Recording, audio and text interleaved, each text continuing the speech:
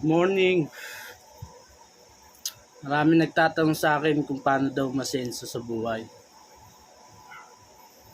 Bibigyan ko kayo ng tips.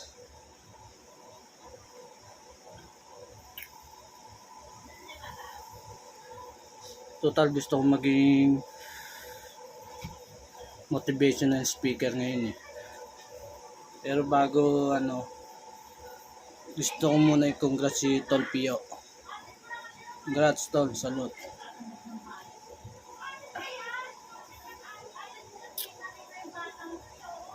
Para masenso sa buhay. Una, huwag kang tamad. Tanga.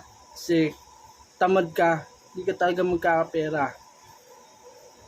Pangalawa, hindi pa ako asensado. Kaya hindi ko pa magigets yung mga tanong niyo sa akin.